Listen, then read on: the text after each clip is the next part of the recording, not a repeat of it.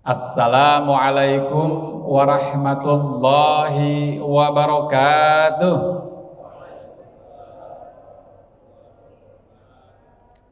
Lumayan kalau didoain lah. Alhamdulillah, la haula wa la quwwata illa billah. Ashhadu an la ilaha illallah wahdahu la syarika lah. Wa ashhadu anna Muhammadan abduhu wa rasuluh la nabiyyu ba'dah. Allahumma salli wa sallim ala sayyidina Muhammadin. Allahumma salli wa sallim ala sayyidina Muhammadin wa ala alihi wa sahbihi ajma'in, amma ba'd. Bapak Ibu yang dirahmati Allah, kita melanjutkan sesi ketiga kajian tentang menikmati keajaiban sholat khusyuk, dan hari ini masuk pembahasan tentang keajaibannya apa saja. Namun sebelum kita bicara keajaiban, saya minta tolong Bapak pengurus, ininya mic-nya tolong dideketin ke infocus karena ada suara, mau ada video. Kayaknya keluar suara dari sini kan ya? Enggak keluar suara. Oh, biasanya kalau HDMI keluar suara. Baik, dari sini berarti insyaallah. Kalau ini suaranya agak pecah. Baik Bapak Ibu yang dirahmati Allah, sebelumnya sama-sama kita atau saya pengen ngajak Bapak Ibu untuk memulai acara kajian ini dengan bersama membaca suratul Fatihah. Ala kulli niatan sholih, Al-Fatihah. A'udzubillahi minasyaitonir rajim. Bismillahirrahmanirrahim. Alhamdulillahi rabbil alamin, arrahmanir rahim, maliki yaumiddin. Iyyaka na'budu wa iyyaka nasta'in. Ihdinas siratal mustaqim. Siratal ladzina an'amta 'alaihim ghairil maghdubi 'alaihim waladdallin. Amin. Nah, saya pengen nanya sama Bapak Ibu. Ini bukan tentang benar salah. Ini bukan tentang mana yang bagus, mana yang enggak. Enggak usah khawatir jadi kelihatan enggak bagus, apalagi jelek, enggak usah khawatir jadi terkesan salah. Enggak ada yang benar, enggak ada yang salah. Ini hanya perlu, ini sebagai pemicu awal saja untuk membangun kesadaran di hati kita ya. Barusan Bapak Ibu baca Al-Fatihah, ada rasanya enggak? Enggak usah kemudian didramatisir jadi ada rasa, kalau enggak ada enggak apa-apa. Memang biasanya begitu, bacaan Al-Fatihah di mana-mana kita membaca, kalau kemudian tidak ada rasa apa-apa, itu hal yang lumrah. Nah, cuman saya ingin membangun kesadaran. Kan kadang-kadang orang suka nggak sadar bacaan kita ini berasa apa enggak, kita nggak sadar. Nah, sekarang saya mau tanya, kira-kira ada rasa nggak? Di hati, di dada ini ada getar-getar nggak? Kayak getaran HP gitu. Biasanya kalau kita baca Al-Fatihah, Pak, Bu, nggak ada rasa apa-apa ya. Ngalir aja gitu, kayak kita ngomong biasa. Ala hadiniyah ala kulli niatan sholihah Al-Fatihah di majelis zikir, ngalir begitu saja. Pun begitu dalam sholat ya. Kita baca Al-Fatihah nggak ada rasa apa-apa. Padahal sholat itu berhadapan dengan Allah Azza wa Jalla. Saya mengulangi terus-menerus tentang ini karena banyak orang nggak sadar, bukan nggak tahu ilmunya, tahu, insya Allah saya yakin betul tahu ilmunya. Hanya saja kadang nggak sadar sholat kita itu nggak sedang berhadapan sama Allah, tapi sedang melaksanakan kegiatan hafalan, sedang melaksanakan kebiasaan, rutinitas. yang di sana kadangkala atau mungkin sering nggak melibatkan emosi sama sekali.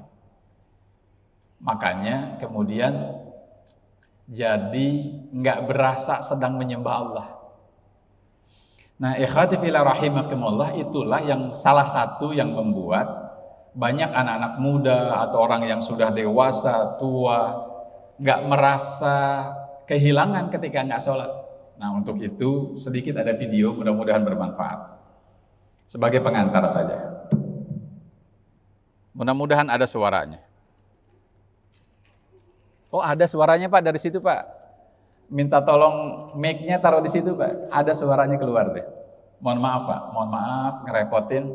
Yang pegang mic, ada yang pegang mic? Satu lagi ada pegang mic? Terima kasih, mohon maaf ya. Biasanya kalau ada handy ada keluar suara dari sana. Nah, karena kita nggak ada kabel langsung, kabel sound, jadi mic-nya aja taruh di situ. Nah, sambil menunggu mic-nya, Bapak Ibu yang dirahmati Allah, anak-anak muda, anak-anak kita, wallahu a'lam bishawab, semoga Allah menancapkan iman Islam sampai mati dan terus dalam keadaan sholat. Tetapi banyak orang tidak merasa bersalah meninggalkan sholat. Salah satunya adalah karena ketika dia sholat pun nggak ada rasa apa-apa. Kita seringkali bahkan waktu di pesantren pun ada kalanya nggak diajarin tentang wajibnya khusyuk. Khusyuk itu wajib.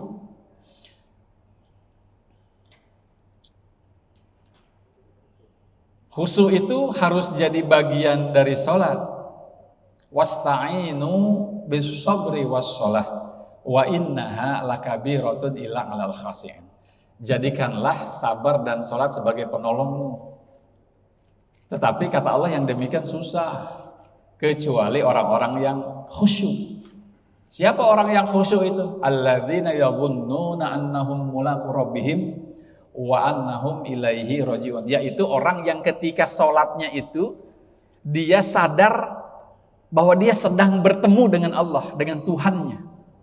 Sadar Allah tuh ada di hadapan dia lagi diliatin sama Allah dan dia lagi ngobrol sama Allah. Jadi nggak mungkin tuh orang sholat yang ngerti bahwa, yang sadar bahwa Allah ada di hadapannya dan Allah sedang memperhatikan dia, nggak mungkin bacaannya cepat-cepat, itu nggak mungkin. Kenapa? Sama manusia aja kalau kita ada keperluan, bacanya lambat-lambat. Begini Pak, sebelumnya mohon maaf, saya ada perlu. Nggak mungkin kalau kita ngomong ada keperluan sama manusia. Begini Pak, mohon maaf, saya ada perlu nih. Saya lagi butuh uang, minjem. Bapak bisa nggak minjemin saya duit? Ayolah Pak, minjemin saya duit. Bapak kan orang baik. Ayo cepat-cepat minjemin duit. Ada begitu Pak? Nggak mungkin. Kalau Bapak begitu, kira-kira yang mau minjemin duit, yang punya duit, apa sikapnya Pak? Gua tabok lu. Kurang ajar amat. Itu sama manusia, sama Allah nggak mungkin. Kita membaca subhana rabbil azim, subhana rabbil azim, subhana rabbil azim, subhana rabbil ala, subhana rabbil ala, subhana rabbil ala, atau subhanakallahumma rabbana wa bihamdika allahumma ighfir, subhanakallahumma rabbana wa bihamdika allahumma ighfir. Nggak mungkin. Kalau kita sedang sadar bahwa Allah di hadapan kita, bacaannya akan subhana rabbiyal azim wa bihamdi, subhana rabbiyal azim wa bihamdi, subhana rabbiyal azim wa bihamdi. Kita lagi berhadapan sama zat yang maha besar, yang kita ada keperluan sama dia, minta tolong sama dia. Nggak mungkin kita akan bilang subhana rabbil azim, subhana rabbil azim, subhana rabbil azim. Nggak mungkin. Kalau kita sadar bahwa Allah ada di hadapan kita. Masa kita mau menempatkan Allah lebih rendah dibanding manusia? Sama manusia aja kita lemah lembut kalau minta sesuatu. Nah demikian. Ikhwan fillah, ini udah ada itunya, mudah-mudahan kedengeran ya. Bismillah. Aisyah bertanya tentang azab kubur. Rasulullah menjawab, iya, azab kubur pasti ada. Kedengeran Pak ya?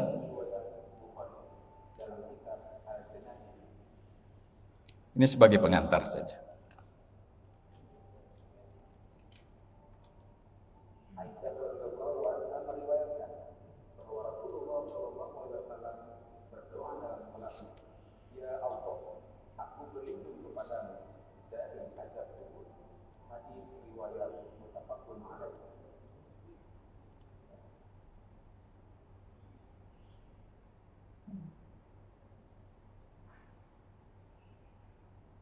Oke, kok mati? Maaf ya, diulang sedikit. Bertanya tentang azab kubur, Rasulullah menjawab, Ya, azab kubur pasti ada. Ini ada banyak orang yang meragukan azab kubur itu ada.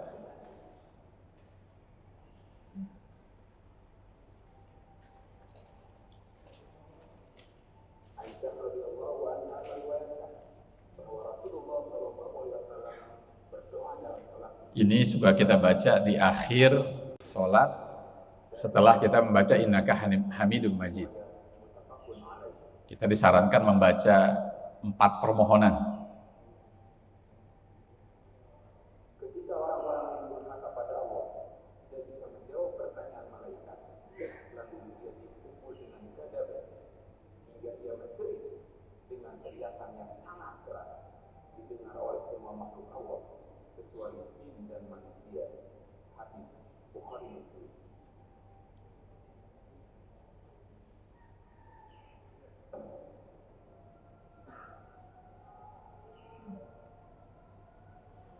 Mudah-mudahan nggak ada yang punya penyakit jantung ya Pak.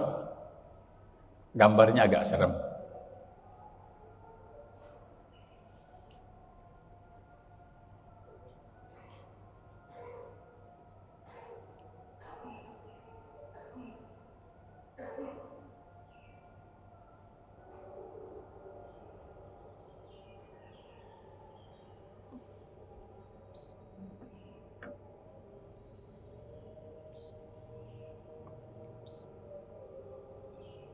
Diberitakan dia adalah seorang remaja muslim meninggal pada usia 18 tahun. Diceritakan dia seorang remaja yang rusak agamanya dan sering melalaikan sholat. Setelah 3 jam dikuburkan, ayahnya menginginkan membongkar kembali kuburannya untuk keperluan otopsi. Dan apa yang terjadi setelah mayat tersebut dikeluarkan dari kubur? Pandangan yang sangat mengerikan. Rambut yang hitam berubah jadi beruban, dari mulut dan hidung keluar darah segar, seperti baru saja mengalami kerasnya penyiksaan.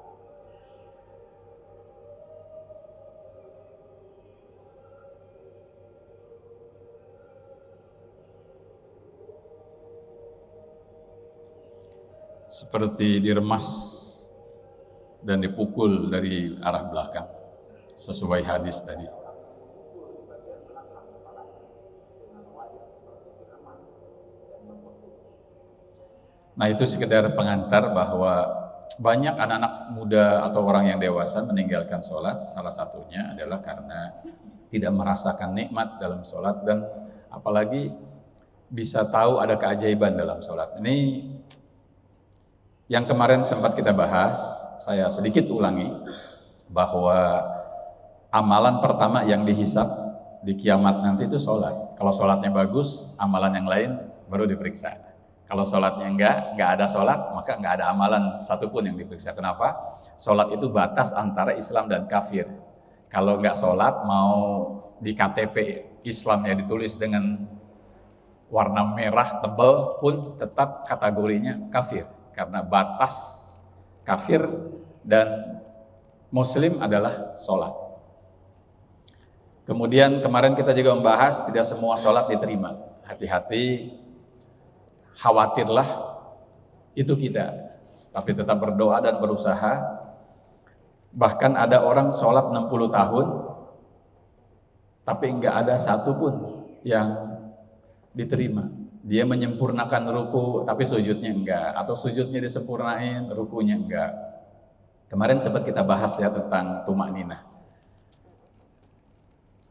Kemudian hadis yang mengingatkan kita tidak semua sholat itu diterima adalah hadis tentang bahwa ada orang yang pencuri, paling buruk pencuriannya kata Rasulullah adalah mencuri dalam sholat. Dia tidak menyempurnakan ruku, dia nggak nyempurnain itidalnya, dia nggak nyempurnain sujudnya. Nah itu disebut pencuri. Pencuri itu dosa. Nah berarti ada sholat yang justru membuat orang yang melakukannya malah tidak disukai Allah. Ini hadis yang menyebutkan tentang, yang bercerita tentang tumakninah. Tumakninah itu jeda ya Pak. Allahu Akbar, ruku, itidal, sujud, sama duduk di antara dua sujud. Nah itu wajib. Di Safinatun Najah, itu kitabnya orang Syafi'i, menyebutkan bahwa wajibnya tumakninah. Imam Hanafi, Imam Maliki, dan Hambali, terutama Hambali, menyebut bahwa tumakninah itu termasuk rukun. Imam Hanafi hanya mengatakan bahwa tumakninah itu sunnah, tetapi perlu dilakukan karena mendapatkan kebaikan sholat. Jeda Allahu Akbar, jeda sebentar baru baca. Sempurnakan dulu posisi rukunya, baru mulai membaca, gitu ya. Kemarin kita membahas, kita lewatin sekedar mengingatkan saja. Kemarin kita membahas ini. Ini tentang tumakninah. Abu Yusuf Al-Hanafi dari kalangan Hanafiyah, sama dengan mazhab Maliki, yaitu ketika membungkuk, sujud, i'tidal, dan duduk di antara dua sujud seukuran tasbih. Jeda, maksudnya jedanya kurang lebih lamanya itu kayak kita bertasbih, subhanallah, atau satu tarikan napas. Bukan disuruh bertasbih, tapi jedanya itu antara sempurna sholat, sempurna gerakan sujud atau i'tidal, dengan membaca itu ada jeda. Panjangnya itu kurang lebih ketika kita membaca subhanallah dalam keadaan santai, subhanallah. Tentu saja bacaan subhanallahnya bukan subhanallah, bukan begitu ya, tapi subhanallah, kurang lebih satu tarikan nafas. Dalam Safinatun Najah itu kalau di pesantren Syafi'iyah, terutama di kalangan NU, ini menjadi buku wajib. Dan juga ada juga di buku lain karangan Al-Ghazali, Fathul Qarib, ini juga menjadi buku wajib di kalangan pesantren. Tumakninah adalah diam sesudah gerakan sebelumnya, diam sebentar, jeda ini. Kira-kira semua anggota badan tidak bergerak dengan kadar waktu lamanya membaca bacaan tasbih, kurang lebih gitu ya. Nah kemarin kita membahas tentang keajaiban sholat, baru sampai keajaiban nomor 1, yaitu keajaiban niat dan sujud. Sujud itu Bapak Ibu yang dirahmati Allah, itu memberi kesempatan darah ngalir ke kepala, sehingga lancar darah ke kepala, itu membangun kecerdasan. Ditambah lagi kita kemarin juga sudah membahas bahwa selain kecerdasan ada stasiun pemancar tubuh. Fungsinya adalah untuk memanggil kebaikan di alam semesta hadir dalam hidup kita. Karena semua energi termasuk di dalam sholat khusyuk itu kita merasa berada bersama Allah. Allah ada di hadapan kita, sehingga rasa khudu, rasa hormat, khosya'a, rasa takut itu terus-menerus muncul berulang-ulang, sehingga masuk ke dalam alam bawah sadar kita dan menjadi habit, kebiasaan kita, dan itu dibawa dalam kehidupan sehari-hari. Tetapi saat kita melakukan itu, maka sebenarnya stasiun pemancar itu sedang bekerja dan terasah terus berhubungan dengan Allah. Kita berusaha untuk merasa Allah itu mengawasi kita, sesungguhnya tanpa sadar kita sedang menajamkan stasiun pemancar tubuh kita, yaitu talamus. Otak kita ini namanya ada bagian talamus, dia berfungsinya seperti BTS, stasiun pemancar. Ruku, sujud, bangkit dari ruku, i'tidal, dan duduk di antara dua sujud yang dilakukan oleh Nabi SAW, semuanya hampir sama lamanya. Ini untuk sendiri Pak ya, kalau lagi berjamaah jadi imam itu tentu saja sebaiknya harus memperhatikan kondisi makmumnya. Sekedar mengingatkan bahwa Rasulullah itu kalau sujudnya lama, panjang. Kenapa? Karena Allah melalui Rasulnya mengingatkan kita bahwa aqrabu ma yakunu al-'abdu min rabbih fahuwa sajidun. Keadaan terdekat, terbaik antara hamba dengan Tuhannya adalah ketika dia sedang sujud. Fa'akthirud doa, maka perbanyaklah doa. Makanya ada 3 doa yang setidak-tidaknya para ulama menyarankan untuk dibaca di setiap sujud. Di setiap sujud, bukan hanya sujud terakhir, tapi setiap sujud. Pertama, Allahumma inni as'aluka husnal khatimah. Pendek Bu ya. Yang kedua, Allahumma rzuqna taubatan nasuha qoblal maut. Yang ketiga, ya muqallibal qulub, wahai yang membolak-balikan hati, sabit qalbi ala dinik, maka tetapkanlah hatiku pada agamamu. Nah, itu doa yang para ulama mengatakan bahwa ini sebaiknya dilakukan, dibacakan di setiap sujud, mau 3-3-nya, mau 1-1, it's okay, nggak masalah. Sebaiknya dilakukan. Minimal ada Allahumma gfirli lah. Ada doa yang kita panjatkan ketika sujud. Sayang. Sekali lagi saya katakan kan di antara azan dan iqamat itu doa makbul. Sementara di antara azan dan iqamat terutama subuh itu ada sholat qobliyah. Sholat qobliyah subuh itu disebut lebih baik dari dunia dan isinya. Maka kalau kita berdoa di sana, selain qabul, itu juga membangun atau mengundang kebaikan dunia dan akhirat. Insyaallah. Barakallah. Semoga Allah memberkati orang yang melakukannya. Nah, kemudian juga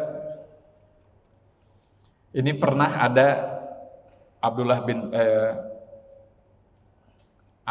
cucunya Umar bin Khattab, ketika melihat orang sedang sholat, bacaan berdirinya lama, panjang gitu. Lalu mereka ngobrol dengan sahabat, kalau aku kenal sama dia, aku akan bilang sama dia bahwa sebaiknya perpanjang sujud. Boleh saja perpanjang bacaan, tetapi sujudnya juga diperpanjang. Karena sujud itu, setiap orang sholat itu membawa dosa di pundaknya. Ketika ruku dan sujud, maka gugurlah dosa-dosa itu. Masya Allah, siapa yang gak mau dosanya terampuni? Maka semakin banyak sujud, semakin lama sujud, maka semakin banyak dosa yang gugur. Wallahu a'lam. Hadis dari Salman Al-Farisi juga demikian, mengatakan bahwa di setiap orang-orang yang sholat itu, dosanya itu di pundaknya mengumpul dan ketika sholat akan gugur insya Allah. Nah, keajaiban kedua Bapak Ibu yang dirahmati Allah adalah membangun energi tubuh dan memperbaiki kualitas udara. Wih, kok bisa sholat, kok bisa membangun energi tubuh dan memperbaiki kualitas udara? Kalau energi tubuh kita sudah bahas kemarin bahwa setiap kali kita menyebut asma Allah, kenapa? Ala bidzikrillah tasma'inul qulub. Kenapa menyebut asma Allah, berzikir sama Allah, ingat sama Allah itu menenangkan hati? Karena setiap kali kita berpikir baik, setiap kali kita berkata baik, setiap kali kita berbuat baik, maka itu akan menjadi energi di dalam tubuh kita, itu menjadi energi yang energi itu mampu membuat darah kita itu menjadi lancar. Yang tadinya tersumbat menjadi lancar, karena energi itu berbentuk perintah dari pituitary gland untuk perintah dari hipotalamus kepada pituitary gland untuk membuat hormon noradrenalin. Di dalamnya ada endorfin, serotonin, bahkan melatin. Nah, itu ikhwati fillah rahimakumullah, energi kita menjadi baik. Kalau di foto aura maka menjadi putih kekuning-kuningan, kurang lebih begitu. Kalau orang punya pikiran buruk, gelisah, maka energi yang terjadi adalah energi negatif yang kalau di foto aura itu ungu hitam.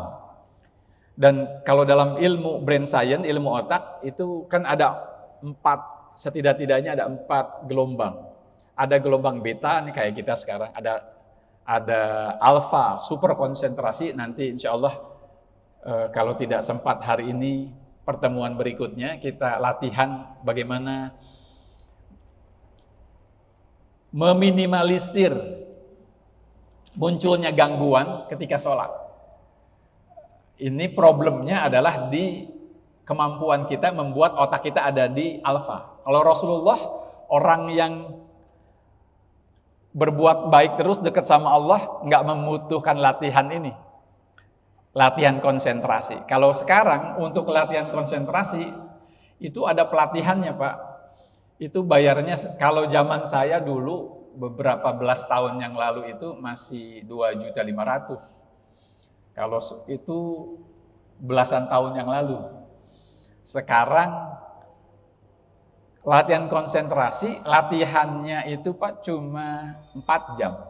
2.500.000 sekarang kalau nggak salah kemarin saya 1 tahun yang lalu saya dapat kabar baru mau mulai lagi pelatihan itu kalau nggak salah 8 juta 4 jam Pak. Latihan konsentrasi dan insya Allah di sini free dikasih latihan bagaimana ngebangun konsentrasi dalam waktu singkat. Memperbaiki kualitas udara. Bapak Ibu bisa membaca buku Masaru Emoto, pengarangnya. Dia adalah peneliti, melakukan penelitian panjang tentang air. Judul bukunya The True Power of Water. Di dalam hasil penelitiannya, dia menyebut bahwa air itu dia merespon emosi kita lewat kata-kata, lewat pikiran, lewat perbuatan. Kalau Bapak Ibu menyebut maaf, sialan, kurang ajar, terus ada marah, maka molekul air menjadi rusak. Dan kalau dikonsumsi ini juga merusak sistem tubuh kita termasuk darah kita. Tapi kalau kita menyebutkan kalimat terbaik, mana yang lebih baik dari alhamdulillah, bismillah, la haula wala quwata illa billah. Nah, itu akan membuat kalau dalam bahasa lain bisa, dalam orang di luar Islam pun bisa, misalnya menyebut sayang, aku cinta padamu. Nah, ini membuat air menjadi heksagonal disebutnya. Airnya menjadi lebih murni dan kalau dikonsumsi, masya Allah baik sekali. Tetapi ternyata dengan sholat khusyuk itu bisa menciptakan sekeliling kita itu menjadi heksagonal, bahkan udara. Udara itu kan adalah terdiri dari butiran lembut air. Udara itu dan itu direspon ketika kita zikir, ingat sama Allah, merasa diawasi, maka sesungguhnya kita sedang melemparkan energi kita dalam bentuk gelombang elektromagnetik. Cus, kecepatannya 5.000 km per detik. Kalau pakai emosi dan juga di jam 2 sampai jam 4:30 kurang lebih ya, pagi, maka terjadi anomali gravitasi. Kecepatan perkataan kita itu, pikiran kita itu bisa mencapai 300.000 km per detik. Itu sama dengan kecepatan cahaya. Yaitu dibulatkan lah ya, 300.000 km itu kurang lebih. Kecepatan saya itu 298 km per detik, kurang lebih. Nah, itu keajaiban kedua ketika kita sholat. Jadi kalau kita lagi sholat, sebenarnya kita sedang menyelamatkan banyak orang. Sholat khusyuk, semakin khusyuk kita semakin banyak orang yang diselamatkan. Kenapa? Karena energi kita melesat. Cus, orang yang lagi tidur pun terlindungi dengan zikir kita dalam sholat. Enggak cuma, jadi semakin banyak yang berjamaah, maka semakin keras dan kuat energi yang dikeluarkan. Plus menyelamatkan banyak orang. Dan saya kalau nggak salah kemarin juga cerita salah satu sholat sunnah yang menjadi favorit saya adalah sholat gerhana. Kenapa? Itu pahalanya luar biasa Pak. Banyak yang manusia yang kita selamatkan selain diri kita. Karena yang namanya gerhana itu punya kemampuan menarik air menjadi pasang, bahkan lempengan bumi pun bisa bergoyang karena tarikan gerhana itu. Dan kita berada di atas bumi. Maka otak kita ini, sel-sel otak kita banyak mati ketika terjadi gerhana akibat dari tarikan yang ekstrim itu. Dan sholat punya kemampuan untuk melindungi kita dari kematian sel-sel itu. Sel otak kalau sudah mati nggak bisa hidup lagi. yang terjadi harus bikin sel baru. Nah, hebatnya sholat punya kemampuan untuk itu. Lain kali kita akan membahas tentang Al-Quran dan kesehatan yang sudah diakui ternyata Al-Quran itu punya kemampuan untuk memperbaiki sel-sel di otak dan tubuh kita. Lalu keajaiban yang ketiga, menstimulus diproduksi hormon noradrenalin, ini kita sempat sudah bahas. Fungsinya adalah melancarkan darah, ngusir toksin, membentuk imun tubuh. Ini hanya dengan sholat, Masya Allah. Makanya sayang kalau sholat dilewatin hanya dengan sekedar membaca hafalan dan gerakan secara rutin saja. Sayang sekali. Sekali lagi, sholat yang merasa Allah ada di hadapan kita, itu nggak mungkin membuat kita bacaannya akan cepat-cepat. Itu nggak mungkin. Karena kita akan menghormati Allah. Sama manusia saja kita kalau ngomong ada perlu pelan-pelan. Mana mungkin sama Allah kita ngomong kenceng-kenceng. Atau maksud saya cepat-cepat gitu. Nggak mungkin itu. Makanya nggak mungkin sholat orang khusyuk itu buru-buru. Apalagi kalau di bulan Ramadan ada pernah sholat 23 rakaat cuma 7 menit. Wah, saya nggak ngerti itu yang dibaca apa itu ya. 2 menit saja 2 rakaat itu membutuhkan kecepatan tertentu juga ya. Kalau sholat rawatib atau sholat qobliyah ba'diyah itu biasanya 2 menit selesai. Wallahu alam. Kalau pengalaman saya harus cepat itu bacanya, subhanallah subhanallah subhanallah atau subhana rabbiyal azim subhanallah azim subhanallah azim. Nah, khawatirlah kita kehilangan cara menghormati Allah. Khawatirlah kita menjadi orang yang lebih menghormati manusia dibandingkan menghormati Allah. Tadi imam membaca ayat-ayat tentang akhlak. Dari mulai minta memaaf, jadilah pemaaf. Kemudian bagaimana cara masuk rumah orang. Gak boleh sembarangan masuk, tapi salam dulu. Wah, itu kalau kita memahami itu semakin, ya Allah, 14 abad yang lalu kita sudah diajarkan bagaimana cara berakhlak kepada manusia. Nah, kepada manusia saja Allah ajarkan akhlak. Harusnya kita paham, kepada manusia saja begitu, bagaimana kepada Allah? Harusnya jauh lebih kita muliakan Allah. Kalau memang kita mengakui Allah sebagai, maaf sudah diambil ya? Ininya perlu lagi, mohon maaf.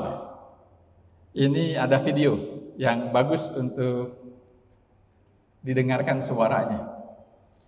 Bapak Ibu yang dirahmati Allah, sekitar 5 liter darah itu mengalir terus membawa oksigen dan nutrisi dari paru-paru ke seluruh jaringan tubuh. Wus gitu. Tetapi ada bagian dari darah kita yang tersumbat karena kolesterol, karena gula terlalu besar, terlalu banyak maksudnya. Dan kondisi darah kita itu sangat mempengaruhi kita punya kualitas kehidupan. Ini ada penelitian dari EFT, Emotional Freedom. Ini kalau kondisi darah normal itu tenang, dan kita juga akan terbawa tenang. Wah, ini kalau ini darah orang ngerokok tuh, hati-hati orang ngerokok. Kalau darah orang yang normal itu akan kondisi darah itu akan tercermin dalam kehidupan sehari-hari. Nah, ini kalau sedih. Kondisi darah sedih, bahkan bentuk darahnya kayak air mata. Kalau orang takut, kondisi darahnya menjauh. Sel darah satu dengan sel darah lain menjauh. Kalau orang jatuh cinta, justru mendekat. Nah, ibu kalau bapak, kalau lagi jatuh cinta kan pengennya dekat-dekat aja, pengen rapat-rapat. Nah, kondisi darahnya juga begitu. Nah, yang menakjubkan adalah ketika bapak ibu sedang sholat, sedang zikir, merasa Allah sedang mengawasi. Itu kondisi darah kita, ini kondisi darah terbaik. Dalam penelitian, darah kita bahkan bercahaya, Pak. Mengandung cahaya nih. Kondisi darah saat berdoa, sholat adalah doa, termasuk berzikir di dalamnya. Itu gerakannya santai, pelan, damai, tapi juga mengandung cahaya. Darahnya itu mengandung cahaya, sel darahnya. Dan itu akan keluar, cahaya itu akan mempengaruhi lingkungan sekitar. Nah, ikhwati fillah rahimakumullah, itu hasil penelitian dahsyatnya sholat atau ingat sama Allah. Keajaiban yang keempat adalah hadirkan rasa tenang. Rasa tenang itu ya barusan darah kita menjadi darah yang normal gerakannya, bahkan bercahaya. Dan itu membuat kita menjadi tenang. Kalau ada orang sholat tapi perangainya masih kasar, masih gampang sekali marah, maka ada masalah dengan sholatnya. Karena sholat itu melembutkan. Berulang-ulang terus menerus secara repetitif kita melakukan, kita mengalami ketenangan dalam sholat itu, merasa ada Allah akan membantu kita, malaikat bahkan turun. Di dalam surat Fussilat, surat ke-41 ayat ke-30, Allah menyebutkan innalladzina qalu rabbunallah tsumma istaqamu tatanazzalu alaihimul malaikah, yang mengatakan alla takhafu wa la tahzanu. Ketika kita istiqomah terus menerus ingin berdekatan dengan Allah dan menjalankan hukumnya, maka Allah janji, dan janji Allah itu nggak ditepati. Allah janji malaikat turun saat itu juga memberi ketenangan pada kita. Dalam bahasa Quran, ketenangan itu digambarkan dengan kalimat alla takhafu wa la tahzanu. Kalau dalam bahasa kita, tenang, everything can be alright, gitu kadang lebih. Dan itu akan membuat kita selalu optimis. Kita punya masalah diadukan dalam sholat, maka muncul malaikat atau diturunkan oleh Allah malaikat yang membuat diri kita menjadi lebih tenang. Makanya kalau ada masalah kita sholat, insya Allah tenang. Ada masalah kita baca Quran, insya Allah lebih tenang. Karena peredar secara, kalau dari sisi ilmu pengetahuan, membuat darah menjadi normal pergerakannya. Membuat peredaran darah itu menjadi terbaik, sehingga memunculkan rasa tenang. Nah, dalam sisi metafisikanya, itu malaikat turun, memberikan ketenangan, membisikkan ketenangan kepada kita. Nah, ikhwati fillah rahimakumullah, tentu saja ilmu pengetahuan tidak bisa membaca, tidak bisa melihat malaikat. Yang dilihat adalah gejala-gejalanya. Nah, yang terjadi ketika kita ingat sama Allah, sama Tuhan kita, maka itu membuat darah kita kemudian menjadi tenang. Kenapa darah menjadi tenang? Salah satunya adalah diproduksinya hormon-hormon ketenangan, hormon-hormon yang membuat kita bisa memunculkan rasa bahagia. Apa? Endorfin, serotonin. Muncul rasa cinta, rasa percaya tinggi, ketergantungan pada Allah. Kemudian itu dilakukan berulang-ulang sampai terbawa dalam kehidupan di luar sholat. Maka kemudian dimulai ketika kita assalamualaikum, itu udah beda dengan ketika kita memulai sholat. Jadi kalau terus menerus kita sholat khusyuk, maka yang terjadi adalah kita pasti Pak, menjadi orang yang lebih tenang. Nggak mudah, nggak temperamental gitu, nggak mudah marah. Kalau kita menjadi orang yang sangat mudah marah, lagi bawa mobil, diduluin, wah kurang ajar. Ada mobil macet, tin aja. Padahal lagi macet. Kadang-kadang saya suka bingung, itu panjang mobil itu bergerak lambat, di belakang tin. Siapa yang ditegur? Dan mau apa? Negor apa maksudnya? Orang ketahuan semua perjalanan mobil, motor semua dalam keadaan berjalan lambat.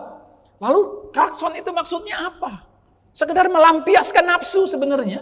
Kalau logika, mau 1000 kali klakson pun nggak akan berubah. Motor yang ada di depan dia, mobil yang ada di depan dia nggak bisa tiba-tiba hilang, nggak bisa tiba-tiba terus ngebut, membuat jalannya lancar. Tapi dia hanya melampiaskan nafsu. Nah, sholat khusus salah satunya contoh kecil itu mengendalikan itu. Kalau kita masih gerak pengennya marah, sedikit-sedikit marah. Ada istri salah, minta teh, tapi yang dikasih sayur asam misalnya. Pernah Bu? Enggak, ya masa minta teh yang keluar sayur asam. Kopi kurang manis, dikasih gula, kemanisan. Enggak dikasih gula, kepahitan. Wah, itu gelasnya saja dimasukkan ke mulutnya. Marah. Nah, itu tanda bahwa gelombang otak kita itu berada di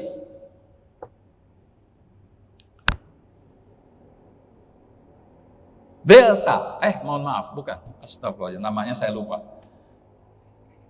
Ada beta, ada alfa, ada delta, gamma. Gamma itu ketika gelombang otak kita tuh nggak beraturan. Kalau diliatin orang, ngapain ngeliat-liat? Kalau nggak ada yang ngeliatin, kok nggak ada yang perhatiin saya ya? Oh, itu galau, gamma itu. Rasa takut pun memunculkan gelombang otak gamma. Nah, hadirkan rasa tenang. Alladzina amanu wa tatmainu qulubuhum bidzikrillah. Ala bidzikrillah tatmainul qulub. Ini penjelasan ilmiah, dan ini ayat ini pernah diteliti yang membuat para peneliti di MIT masuk Islam. Banyak para peneliti yang tadinya ateis, yang agama lain, ada banyak ayat yang diteliti, ternyata mengandung kebenaran. Ayat itu bisa dibuktikan secara ilmiah. Kenapa sholat bisa menolong? Ada pembuktian ilmiahnya. Kenapa zikir menyebut asma Allah bisa membuat kita tenang? Ada penjelasan ilmiahnya. Nah, tadi kita sudah membahas tentang itu. Saya percepat. Keajaiban yang kelima adalah mengundang datangnya pertolongan atas masalah hidup kita. Dari mana caranya? Kita punya permohonan, kita punya permintaan, lalu kita merasa bahwa Allah ada di hadapan kita, maka kita berikan permohonan kita kepada Allah dengan kesadaran bahwa Allah sedang memperhatikan kita.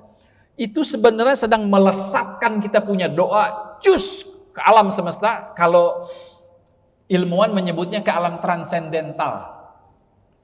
Transendental itu alam yang ya itu menggambarkan bahwa ilmuwan udah nggak sanggup lagi lah tuh alam mana itu, karena saking melesatnya, saking cepat. Tetapi ada, jelas ada, cuman belum bisa didefinisikan oleh para ilmuwan itu kemana. Tetapi insya Allah kita meyakini itu ke Sidratul Muntaha. Apalagi di dalam Allah menjelaskan bahwa setiap kali antara kurang lebih jam 1 atau jam 2 sampai jam subuh itu Allah berada di langit dunia.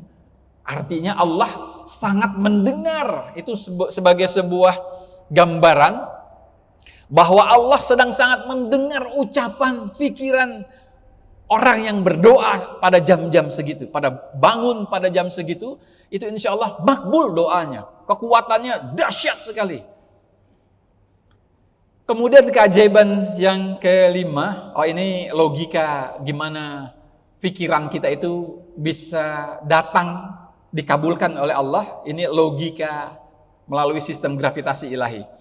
Kita punya iman, punya kesungguhan, doa itu, terus tawakal, menyerahkan pada Allah, percaya, menyerahkan pada Allah, maka sesungguhnya kita sedang melemparkan energi kita ke alam semesta, kepada Allah, dan Allah memanggil kebaikan-kebaikan yang kita minta itu untuk hadir dalam hidup kita. Kalau dalam ilmu pengetahuan, maka gelombang elektromagnetik itu mencari frekuensi yang sama lalu menarik ke dalam kehidupan kita. Kurang lebih begitu. Sistem gravitasi ini sudah saya kira sama dengan yang kedua. Lalu keajaiban yang keenam adalah tumbuh kembang rasa empati dan peduli. Jadi kalau ada orang sholat tapi nggak peduli, ini ada banyak, mohon maaf Pak Ibu, ada banyak orang nyumbang ke masjid, ke yatim piatu, tetapi lupa dia punya adik, dia punya keponakan, lewat. Ini salah. Saya bilang sekali lagi salah. Seharusnya yang paling diperhatikan adalah keluarga dekat dulu. Jangan sampai kita menyumbang 10 juta ke masjid, tetapi ada keluarga kita yang terbengkalai. Dan yang namanya ngasih, jangan hanya charity, hanya membuat orang senang sesaat. 100 ribu, 1 juta. Ada 8 asnaf yang kita kasih, salah satunya yang diabaikan adalah ghorimin. Orang yang berhutang tapi nggak sanggup bayar. Sebenarnya itu pahalanya yang pertama sangat besar, yang kedua menyelesaikan masalah. Tetapi kalau kita ngumpulin, tetapi terbaik ya, saya mengatakan ini bukan berarti nggak baik, mengumpulkan anak yatim, duafa 1000 orang, dikasih 200, 300 atau 500 ribu per orang, bagus, tapi tidak menyelesaikan masalah. Islam, Allah menurunkan hukum tentang berbagi itu adalah untuk memberi keseimbangan kepada alam semesta. Yang miskin terangkat, gitu maksudnya. Yang tadinya menjadi muzaki, yang tadinya menjadi orang yang menerima zakat, nanti tahun depan, 2 tahun atau 3 tahun ke depan, menjadi orang yang memberi zakat, ngasih pada orang lain. Nah, maksudnya begitu, memberi keseimbangan. Tadinya menjadi mustahik, kemudian bergerak menjadi muzaki. Alladzina yunfikuna fis sarra'i wad dharra. Nah, itu akan muncul akibat dari salah satunya adalah sholat khusyuk, yaitu orang yang nggak peduli dia perasaannya lagi seneng, lagi susah, lagi sempit, lagi lapang, tetap dia akan terus membantu orang, memberi kebaikan pada orang lain. Itu memunculkan itu. Nah, konsepnya saya berharap ada sedikit berubah. Masjid-masjid berharap nggak cuman memberikan charity 100.000, 200.000 pada anak yatim, tetapi juga menyelesaikan masalah. Charity bagus untuk menyenangkan orang, wah senang, kayak BLT ya, 300.000, wah senang orang, tapi nggak selesai masalahnya. Dia nggak bisa, 300.000 tidak bisa membuat dia berproses meningkatkan derajatnya dari miskin menjadi lebih sejahtera. Wallahu a'lam bishawab. Nah, yang ketujuh adalah, mohon maaf waktunya jadi kepanjangan, dapat hilangkan penyakit dalam tubuh. Wah, ini keren sekali, Pak. Saya kalau nggak salah pernah cerita ya.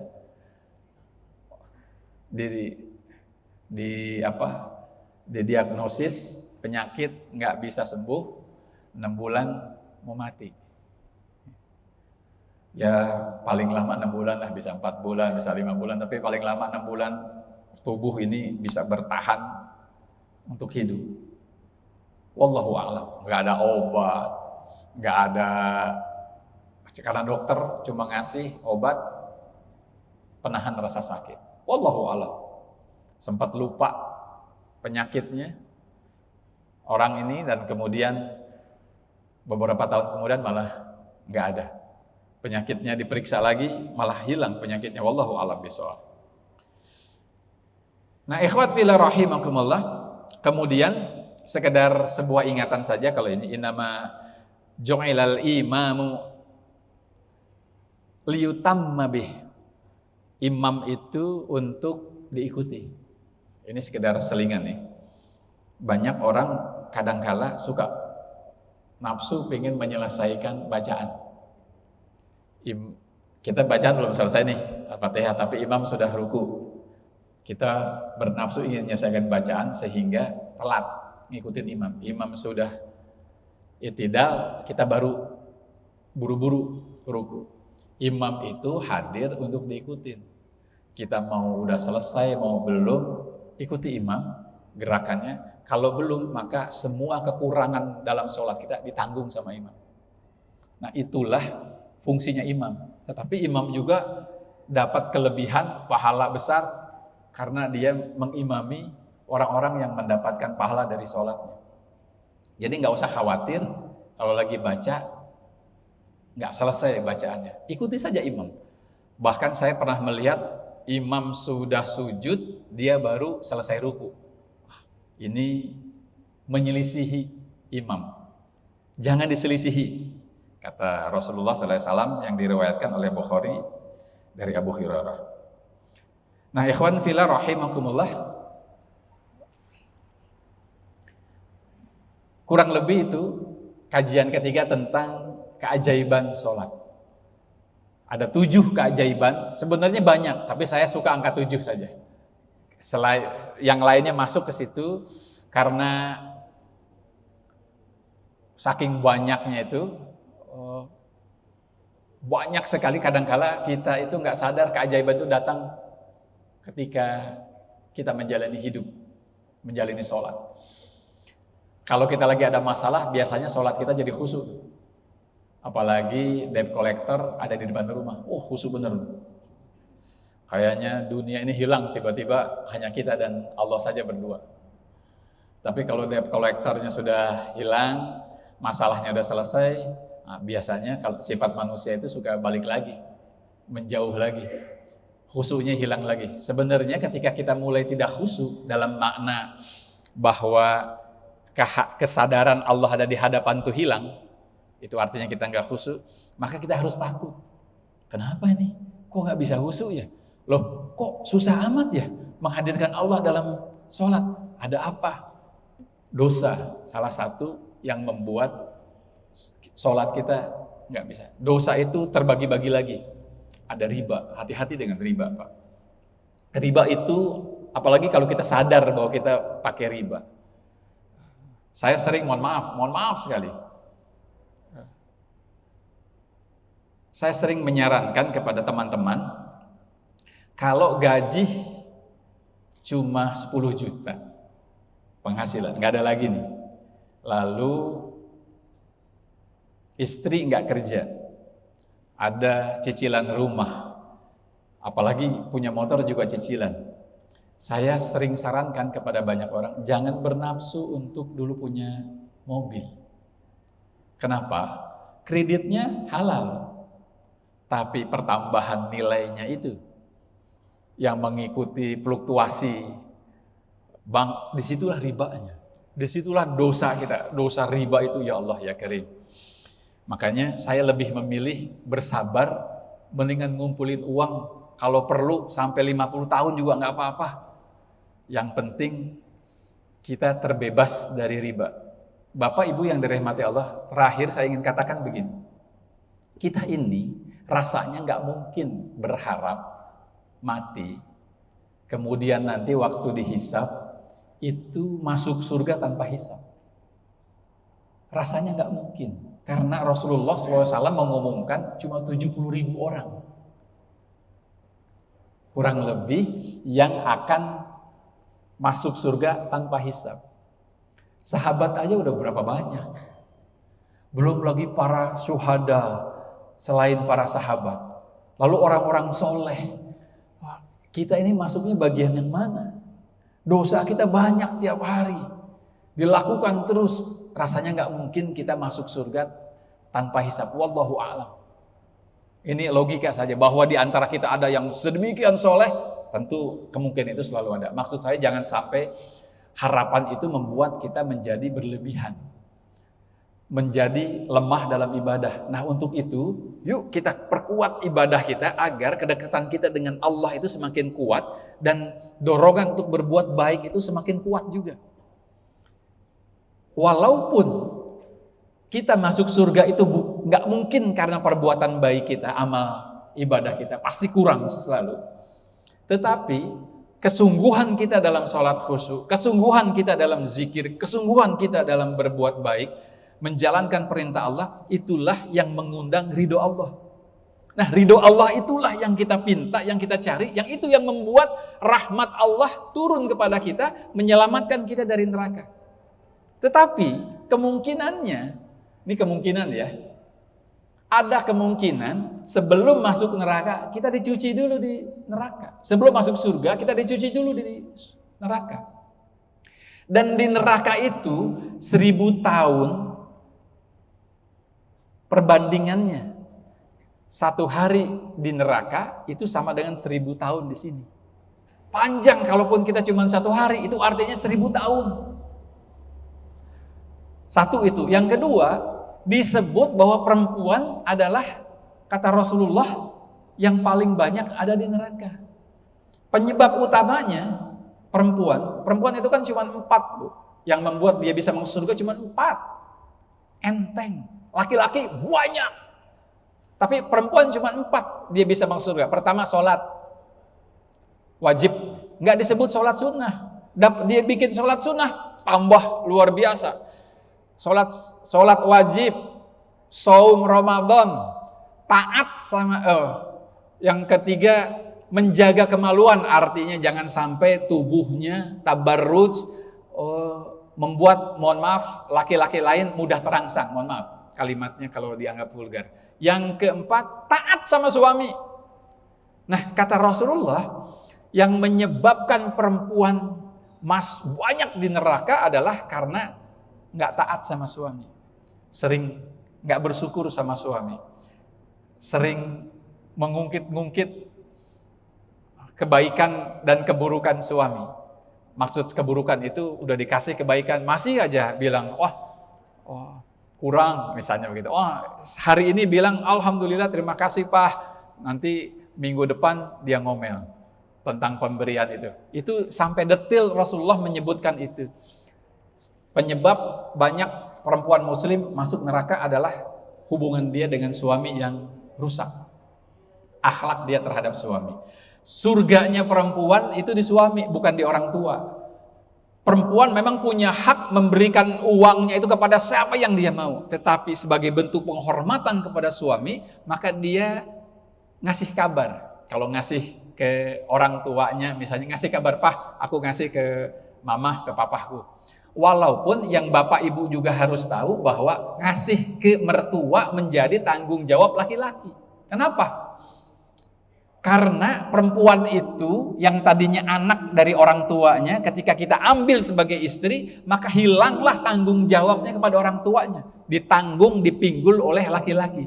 Jadi laki-laki jangan juga sampai kita membuka pintu neraka kita dengan membangun ketidakadilan. Sama orang tua kita kasih, sama mertua malah nggak dikasih.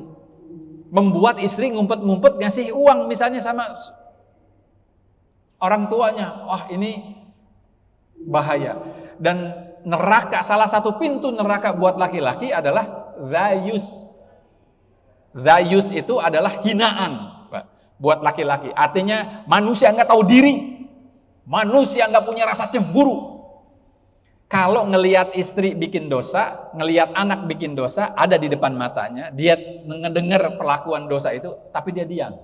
Nah, itu disebutnya zayus.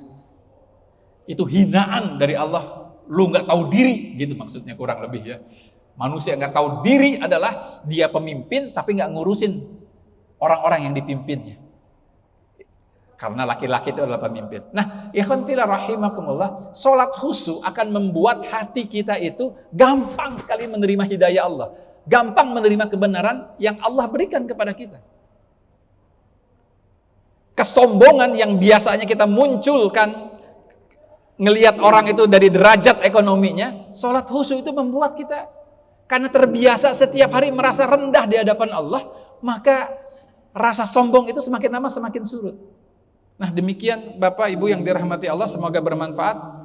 Di pertemuan depan semoga bisa kita praktek bagaimana mencapai konsentrasi khusyuk dalam waktu singkat.